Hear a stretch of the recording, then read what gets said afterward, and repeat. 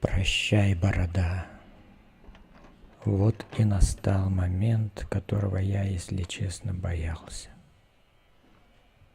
Сначала эта мысль казалась далекой и маловероятной, но теперь она настигла меня так же неумолимо, как смена времен года или старение. Прощай, борода. Сложно поверить, что я растил тебя ровно 7 месяцев и делал это не просто ради прихоти или модного тренда, а для конкретной цели. 7 месяцев – это немалый срок. За это время можно пройти через множество измерений, как внутренних, так и внешних. И вот теперь, сидя в кресле у молодого чернобородого парикмахера, я размышляю об этом странном ритуале – расставании с бородой. Все началось с приглашения сняться в художественном фильме «Куда приводят хороводы», где мне предстояло сыграть роль колдуна, жившего в XIV веке. Роль таинственного, мощного и слегка пугающего персонажа, чей образ непременно должен был быть увенчан роскошной бородой. Борода в моем случае стала не просто частью костюма, она стала символом моего погружения в другой мир, средневековья, мистики, магии. В какой-то момент я перестал ощущать ее как нечто отдельное от себя. Она стала частью моего лица, моего существования, моего внутреннего «я». Каждое утро начиналось с того, что я глядел на свое отражение в зеркале и удивлялся, как борода меняет не только внешность, но и самовосприятие. Я чувствовал себя более солидным, более весомым. Казалось, что с каждой новой прядью волос, что появлялась на моем лице, я становился мудрее, уравновешеннее и, возможно, даже добрее. Борода придала мне уверенность в себе, как будто бы я через нее мог чувствовать связь с древними мудрецами и колдунами прошлого. Она придавала мне некий львиный образ, как будто я стал грозным хищником с роскошной гривой. Моя борода стала символом силы и статуса. Конечно, была и другая сторона моей монеты – ответственность. Как и любая часть тела, требующего особого ухода, борода начала диктовать свои правила. Ее нужно было немножко подравнивать, расчесывать, ухаживать за ней с помощью масел и бальзамов, как будто это не просто волосы, а живое существо. Но я привык к этому ритуалу. Я привык к вниманию окружающих. Люди смотрели на меня по-другому, с уважением и даже с легким трепетом. Борода как будто бы ставила меня на новый уровень в глазах окружающих. Но вот теперь все проходит. Все это прошло.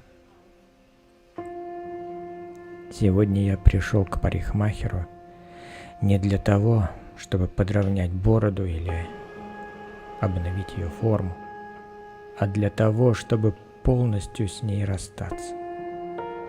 Молодой чернобородый парикмахер неспешно работает ножницами и машинкой, уверенно убирая сначала волосы на голове, а потом медленно переходя к бороде. Я смотрю в зеркало и постепенно вижу, как уходит моя гроза, как исчезает львиная грива, под которой я прятался все эти месяцы.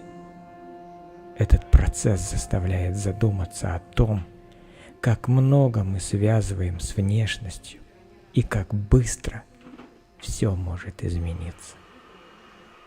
Прощание с бородой – это как прощание с частью своей личности. Она была для меня не просто волосами на лице, а символом определенного времени в жизни, некой эпохи, с которой теперь приходится прощаться. Это время не только время съемок, но и время самосознания, самопереоценки себя. Борода оказалась символом не только физического, но и внутреннего измерения. Когда я впервые увидел себя с ней, я даже на мгновение не узнал свое отражение в зеркале. И эта новая версия меня мне понравилась. Я почувствовал, что стал старше, мудрее, спокойнее. Борода как будто бы отрезала меня от спешки, от постоянного желания куда-то бежать. Она заставила меня остановиться и взглянуть на себя по-новому. Но вот что интересно. Я задаюсь вопросом, почему эта простая эстетическая деталь, такая как борода, может так сильно влиять на восприятие себя? Почему волосы, которые по сути ничего не значат в плане характера или ума, становятся символом силы, власти, статуса? Борода – это артефакт, призванный подчеркнуть что-то, что мы уже носим внутри себя, но боимся выразить и показать миру. Она как щит или маска, которая скрывает нас настоящих и одновременно защищает от внешнего мира. Весь этот процесс отращивания и ухода за бородой стал для меня чем-то вроде медитации.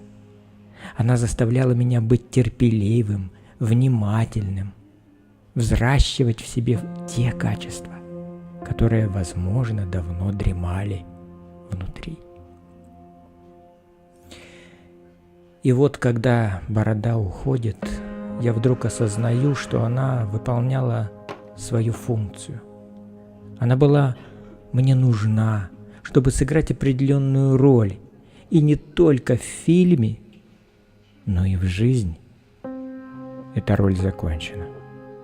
И теперь я готов к следующей фазе.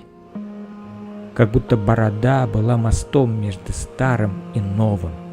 Я смотрю на свое лицо, очищенное от всей этой растительности, и вижу человека, который прошел через определенный опыт, но не потерял себя. Борода ушла, но ее уроки остались. Интересно, как сильно мы привязываемся к внешности, к вещам, которые на самом деле не имеют такого большого значения, как нам кажется. В конце концов, это просто волосы. И все же с ними мы теряем что-то большее, некую часть своей идентичности. Прощание с бородой становится метафорой прощания с определенным этапом жизни. Это немного грустно, но в то же время освобождающе. Я чувствую, что могу теперь двигаться вперед без этого символического груза. Парикмахер заканчивает работу. Я встаю из кресла и смотрю на себя в зеркало. Мое лицо вновь обнажено, словно открытая книга, без украшений и покровов. Это страшное ощущение, снова видеть свое лицо таким, каким оно было 7 месяцев назад, до всего этого приключения. И знаете что? Я улыбаюсь. Я радуюсь этой перемене, этому новому этапу. Борода была замечательным спутником на определенное время, но теперь, когда ее нет, я чувствую себя легче. Как будто бы я сбросил не только физическую тяжесть, но и что-то эмоциональное, что тянуло меня назад. Теперь, когда бороды больше нет, я могу посмотреть на мир новыми глазами и, возможно, открыть для себя новые роли, новые образы, новые смыслы.